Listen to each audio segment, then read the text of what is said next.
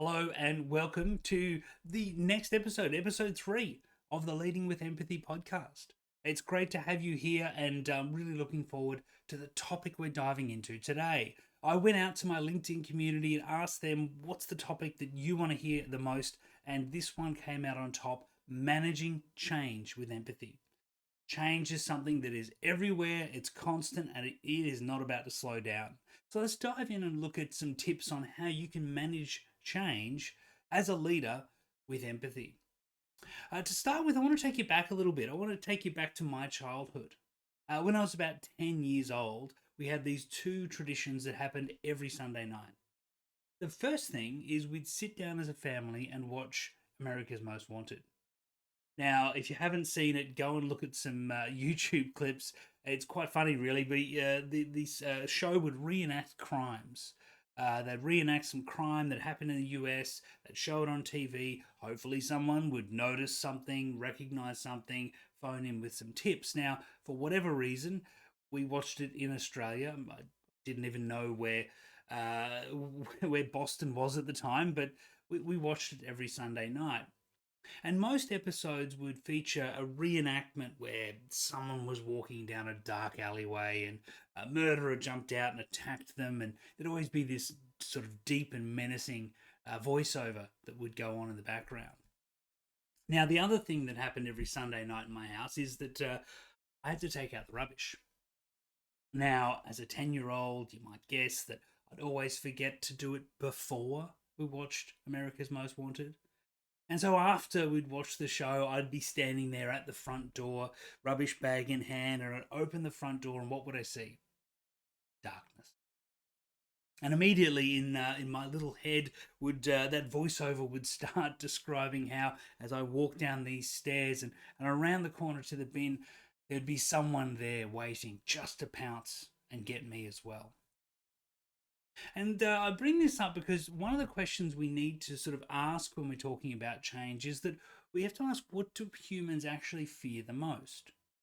And indeed, when we talk about this idea of change, people often say change is what we fear. We hate change. We don't like change. We have change management, change fatigue. There's all of these things that we talk about as if change is some menacing thing out to get us. But I don't think we actually fear change. You see, what I feared when I looked into that darkness wasn't change. It was the same thing that we really fear the most. It's uncertainty. Now, we talked about this in a previous episode. Uncertainty is one of the things that your brain is trying to deal with the most. Bo Lotto said your brain's number one job is to reduce the amount of uncertainty in the world. And when we approached with change, when we hear about change, when we aren't sure what's going to happen next, our brain is sucked into this vortex of uncertainty. Now, not all change does that to us. Some change is great. Some change we plan for, we invest in, we dream about.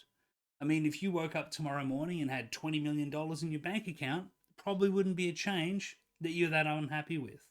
Or unless you had 100 million the day before, then that would probably be a change you'd be fearing. So it's not change that we fear. It's this sense of uncertainty. It's this sense of not knowing. And understanding that's really critical, because when you're leading people through this change process, know that it's not the change per se that is a trouble. It's this sense of not knowing what might happen next. And you might have been in this sort of position before. Have you ever worked somewhere where someone said, "Oh, there's going to be a restructure"? We've heard little murmurs or whispers and gossip about a restructure going on. Now, often this is quite common because leaders will think, "Well, we don't want to release any information. We don't want to spook the horses, if you like." But unfortunately, when those gossips and rumors start to spread, what happens? Well, everyone starts to imagine the worst possible thing that could go on, just like I did when I looked into that darkness. In uncertainty, our brain puts in all of the worst possible outcomes. Our brain starts to imagine what could go wrong. And when we imagine what could go wrong, it creates a lot of fear within us. Your brain is absolutely brilliant anticipating what could go wrong because these are the things that keep us alive. And so often we think, well, okay, we'll have to deal with this level of uncertainty, but it'll make sense. We'll just describe logically how things play out. Have you ever tried to logically, rationally discuss why a child shouldn't be afraid of the dark? If you have, you'll know that it absolutely doesn't work. And we think this is only for children, but it's not true. Fear and uncertainty don't have to have any rational basis for them to be powerful and overwhelming and to consume us. Let me give you an example. I want you to imagine for a second you're on your couch at home, right? You've got the night off, you're all alone. It's one of those peaceful, I'm going to put a movie on type nights. You get some popcorn ready, maybe a bit of salt and a bit of caramel on top, whatever floats your boat, right? You've got your caramel popcorn, you're sitting there on the couch, you think, oh, I'm going to put on a movie. You jump onto Netflix, you think, I'm going to go and watch a classic. Maybe I'll watch Jaws. You pop Jaws on, you sit there and you're eating your popcorn, lights are down, you're watching a movie. Now, in early parts of the movie, there's the lady swimming and you hear the music. Next minute, up comes the shark. Bam! What do? You get scared. Now, just for a second, let's pause and think about how ridiculous that is. You're in no danger, are you? There is no way that shark can hurt you. You know it's not even a real shark in the movie. You put the movie on and it's on your TV. You're in no danger from that shark, yet you get scared. This doesn't make any sense. What's more is the most dangerous thing in your world at the moment is the popcorn as a choking hazard, and you're just shoveling that in, no regards. So when we think about change and when we think about this process of how do we lead people through it, be careful not to be too logical. Be open to what are the emotional drivers? What are the irrational drivers? What are these different things that might be going on in someone's brain that we can't explain easily? We can't put it into a Chevron or a PowerPoint deck and expect that everything's going to be okay because it makes sense. We need to drop this idea that things need to make sense. Because when we're dealing with humans, that's just not the case. In fact, when you're dealing with humans, we need to be very aware that emotions will often drive behavior. Emotions absolutely come first in in a lot of different things that we do as humans, don't they? If you're feeling tired, if you're feeling frustrated, if you're feeling upset, any of these emotions will have a big impact on how you see the world, on how you make decisions, on how you feel about those things around you. And so when we're leading people through change and we're being very rational and logical and we've got all of our Gantt charts and planning all in place, we can sometimes forget that the things that we can't put into the spreadsheets will drive most of the outcome. If people are feeling uncertain, disconnected, if people are feeling like they're in competition with each other, then we'll see some of those behaviors start to emerge that we talked about in episode 2. We'll see suspicions start to come out. Well, why are they doing this to us? Hang on, is it fair? Are they doing that? And this idea of fairness is something we're going to explore in a future episode. Very, very important. When you're managing people through change, understanding what are those emotional impacts that could be affecting these people. When you're working through a change process, making sure you understand what is going on for those people is vitally important.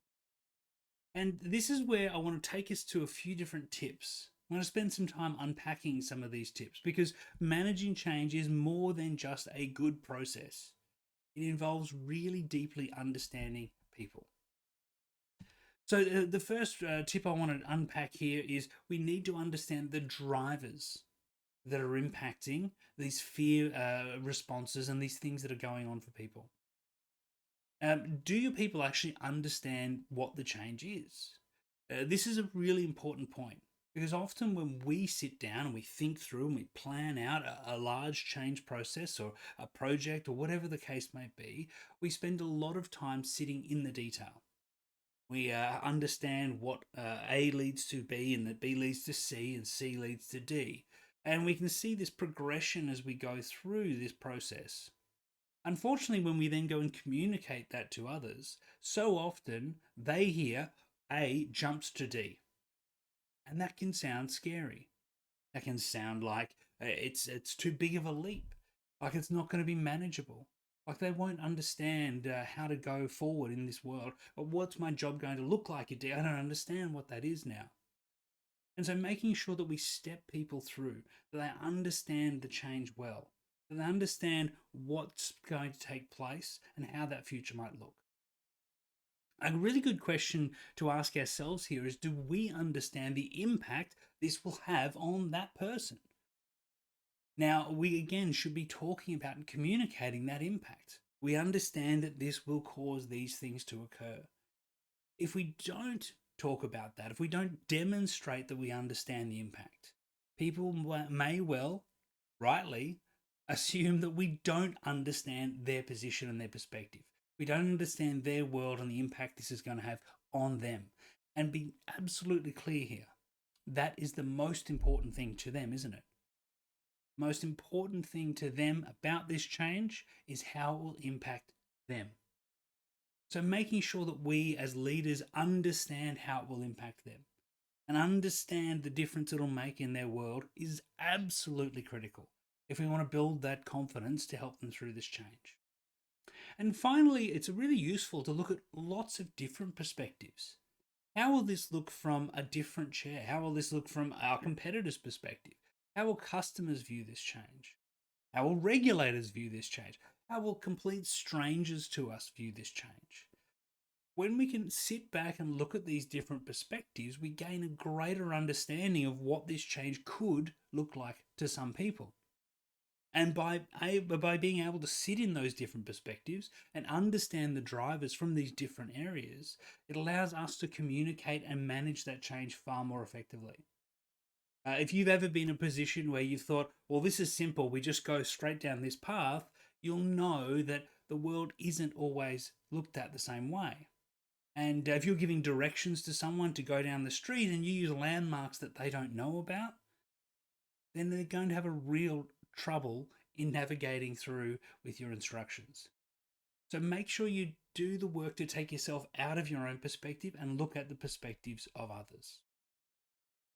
The second big tip is make sure you focus on building relationships during the change process. It's very interesting when we look at the way humans evolved over a really long period of time. The thing that is most common in successful groups of humans is that they had tight, strong binds. They had things that connected them together. They had ways in which they gained trust in each other through practice, through rituals. There was a whole bunch of different things that helped this team come together. Very rarely in human history have a group of mercenaries magically came together and it all just worked out. The teams that worked the best together had those strong bonds. And so making sure that when we're entering this change process, we're fostering those relationships. People will get a lot of confidence knowing that the person beside them has their back, knowing that you as their leader have their back. You care about them and you've got their best interest at heart. This is what helps us build trust, and trust will help us build that commitment to navigate through the change. Another thing that we should be focusing on during these times of change is empowering others, empowering our people to be driving some of this change. Put them in the seat to make the change possible. Many years ago, I ran a large change process. It was actually a large cost reduction process for a bank in New Zealand. And one of the first things that we did is we said to the entire organization, well, I don't know where the money savings are going to come from. Work here, I don't know your business as well as you do. I don't know how we're going to save this extraordinary amount of money, but I think you do. And so what we did was we empowered everyone to look for things that could help us to reduce those costs. And by empowering everyone else to be part of the change, we changed the way in which, firstly, we got the outcomes we were looking for, because they were able to find things that we might not have ever looked to find. But secondly, the people felt like they are in some control of this change. And where you can empower people to be part of the change is absolutely critical. And finally, really look at ways to foster more trust. And again, trust is something that's very challenging to build at times, but incredibly critical, particularly during this change process. A few things you want to really do well during this change process in terms of fostering trust is be very honest with people. If you can't tell them something, tell them that you can't tell them. Be open in your lack of transparency. But when you can tell them things, tell them as soon as you can and in as much detail, making sure that they understand what you're saying.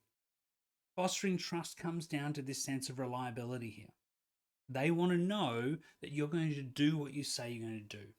And anytime you break these promises or you make promises that you know you can't keep, you destroy trust. And once trust drops, uncertainty goes through the roof. Making sure we're consistent in the way we're talking with our people, supporting our people, and managing this change in a very consistent way helps to foster that trust. It's also useful during this process to be vulnerable. If you're feeling uncertain, if you're feeling worried, if you're feeling concerned about the change, share that. Share with them that you're not sure how this is going to play out. In your vulnerability, you will help to connect and relate to your people much more effectively than pretending everything's going to be okay. The final tip I want to give you is make sure you focus on the meaning behind the change. There's one thing that frustrates us so much in our modern world. It's change for change's sake. Arbitrary restructuring or doing things that don't seem to add any value. We know that change creates a sense of uncertainty, so we shouldn't be just doing it for the fun of it. Now, what we need to be doing there is focusing really tightly on why is this change important to our people? Not only why do we want the change to happen, but why is it going to be important to impact on our customers, impact on other stakeholders, impact in our competitive environment? Maybe it'll help us to save more jobs, create more jobs, retain more customers, whatever the case may be. Really focus on discussing and explaining why the change is important. Really focusing on this as a storyline. Where are we today? Where do we want to be? And what's that journey we have to go through to get there? The idea of a journey is entirely overused and it might trigger some people to feel annoyed that we use that word. But it's the reality is we are at a place today and we want to get to a different place. And we know that the middle here can be tough at times. So describing that as a narrative, telling it as a story, making sure that that story includes some of the struggles. There are very few stories that we all agree that are passionate and powerful that don't have a struggle in the middle. So tell the narrative about the struggle. Step into that space and say, yes, it will be challenging, and here's how we're going to push through because we need to get to this new state at the end. And that brings me to my final little tip here. Make sure that you focus on how this change will help people. Not just you, but help individual human beings. A really great idea here is to tell a story about a person in today's world and maybe some of the challenges that person faces today. What are some of the issues they go through today? What are some of the problems that they are trying to overcome today? And what we want to then do is be able to contrast that with a story about tomorrow and how that person's life will be different tomorrow in that future world once this change has occurred. It's very hard for us to get passionate about something that doesn't help people. As humans, we know that everything we do is about helping other people. And so building a strong narrative that focuses on how your change will help an individual human being can be an incredibly powerful way to, again, build this sense of purpose and meaning behind our change. Managing change is tough, and hopefully these tips are going to support you in how you sort of navigate through and lead your own change. If you've got any questions, drop it in the comments, send me an email, please get in touch. There's so much we could cover in this idea of managing change, and today we've just touched on a few of those really important pieces. If you haven't subscribed yet, make sure you hit the subscribe button. I'd love you to come into our next episodes. And please send me any emails with topics you'd like to hear covered in this Leading with Empathy podcast.